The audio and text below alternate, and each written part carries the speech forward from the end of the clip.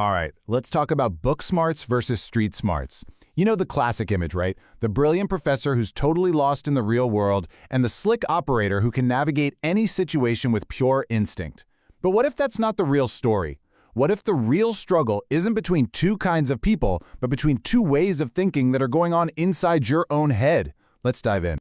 So, author Scott Berkun, he doesn't pull any punches here.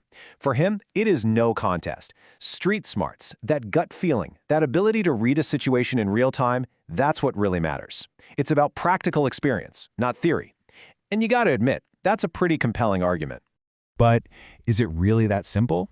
I mean, is our gut always right? Because as we're about to find out, when you really put that street-level judgment to the test, things get complicated. It stops being about which one is better and starts being about how they're supposed to work together. And, more importantly, what happens when they go to war with each other. Okay, to really wrap our heads around this, let's use an analogy. Think of book smarts, all the data, the studies, the frameworks, as a map. It gives you the theory, the lay of the land. But street smarts, that's the territory itself. It's the actual ground beneath your feet, messy, unpredictable, and full of details the map left out.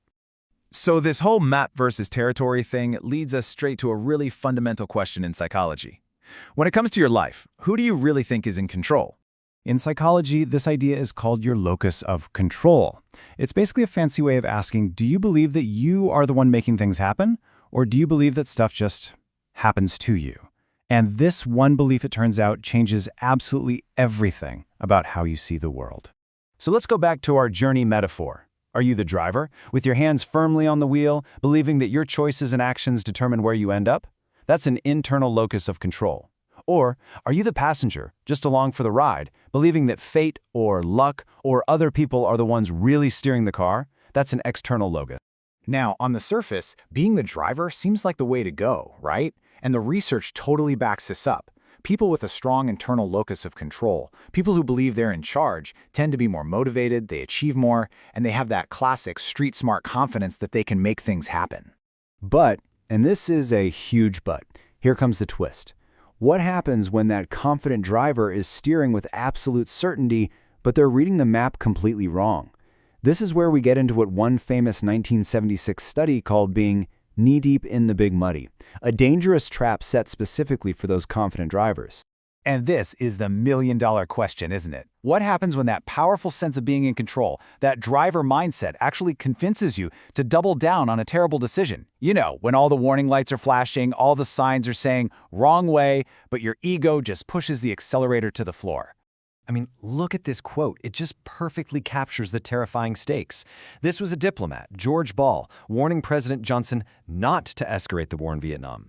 He's describing a psychological tripwire, a point where you become so invested that the idea of admitting you were wrong feels way worse than continuing down a disastrous path. And there's a name for this. It's called escalation of commitment. You've probably heard of it as the sunk cost fallacy. It's that completely irrational human tendency to keep pouring resources, whether it's money, time, or just your own ego, into a losing bet, just because you've already invested so much. It's the belief that you can force a win if you just try a little harder. It's a trap that works in 3 predictable steps. First, you make a decision and you invest in it. Second, you start getting really clear feedback that, this is not working, this is the wrong call. But then, instead of cutting your losses, you hit step 3, you double down. You throw even more at the problem, because now you have to prove that your first decision was the right one all along. And listen, this isn't just some abstract theory. This trap has cost billions, trillions of dollars in the real world. The Concorde jet was a financial disaster from the very beginning, but they kept funding it for decades out of national pride. Boston's Big Dig was a legendary budget buster. These are massive, public failures, all driven by this exact psychological flaw. So, the big question is, how do we get out of this mess?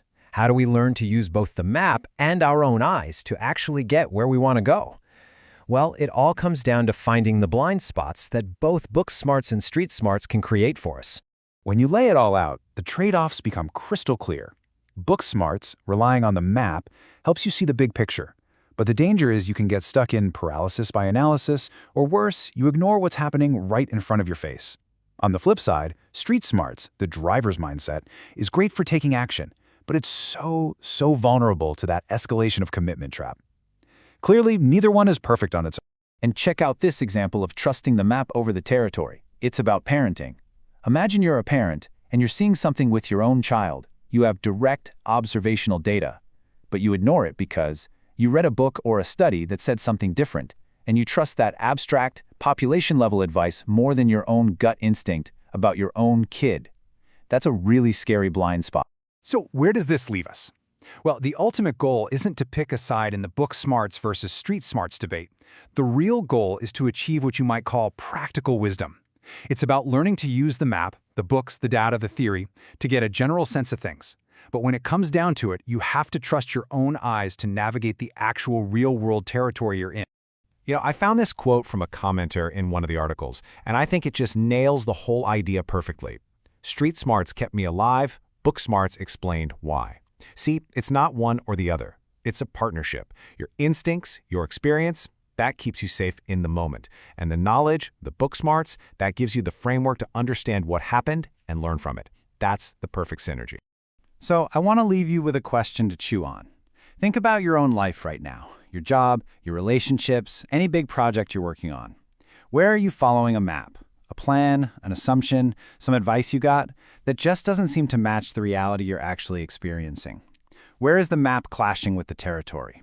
And what would it take for you to finally look up and start navigating by what you can actually see?